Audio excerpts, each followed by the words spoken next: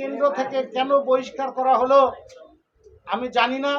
আমি মোহাম্মদ আকবর আলী, দাউকান্দি, দুর্গাপুর, রাজশাহী। গত 23 তারিখ বৃহস্পতিবার আমাদের দাউকান্দি সরকারি ডিগ্রি কলেজে একটি অনাকাঙ্ক্ষিত ঘটনা ঘটে যায়। সেই ঘটনা সময় আমি উপস্থিত ছিলাম না। ঘটনা ঘটার পরে যখন দুর্গাপুর থানার প্রশাসন মাঠে উপস্থিত হয় এবং অত্র এলাকার সাধারণ মানুষ যখন ওই মাঠে উপস্থিত হয়, সেই মুহূর্তে আমি প্রশাসনের উপস্থিতিতে মাঠের পশ্চিম পার্শ্বে যখন বিভিন্ন মিডিয়া, সাংবাদিক সহ প্রশাসনের লোকজন উপস্থিত ছিলেন, তখন আমি সেখানে যাই। সেখানকার ভিডিও চিত্র নিয়ে হয়তোবা আমার বিরুদ্ধে, আমি একজন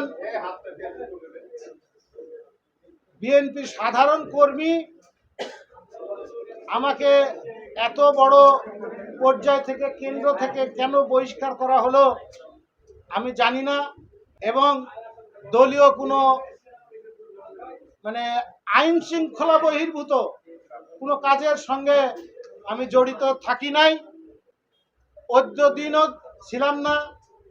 এবং আপনারা দেখবেন যত মিডিয়া আছে আপনারা খুঁজলে পাবেন যে সেই মিডিয়াতে আমার কোনো ছবি আপনারা ধারণ করতে দেখেননি এবং নাই। আপনার নাম এলো বলছি যে আমরা চাঁদাবাজিটা মোটেই পছন্দ করি না। বিএনপি চাঁদাবাজ নয়, বিএনপি সংগঠন চাঁদাবাজি করে না। কোনো একটি ব্রড বাহিনী এটাকে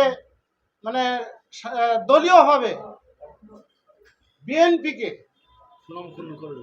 একটা সুনাম নষ্ট করার জন্য, সুনাম ক্ষুণ্ণ করার জন্য এটাকে অপপ্রচার হিসাবে প্রচার করা হচ্ছে।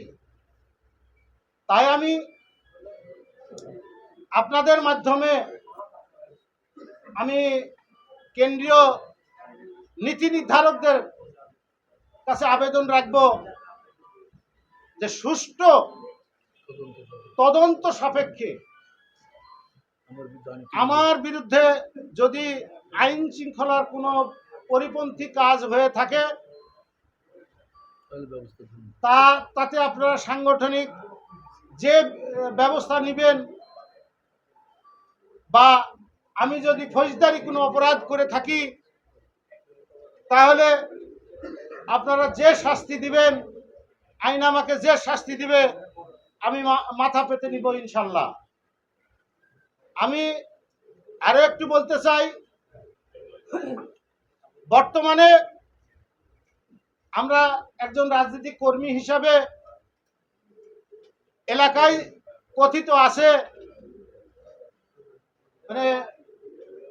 এমন একটা বিশৃঙ্খল অবস্থা, এই শিক্ষিকা, কথিত শিক্ষিকা, এর পদপদবি কি আমরা আজও জানি না। বিগত দিনে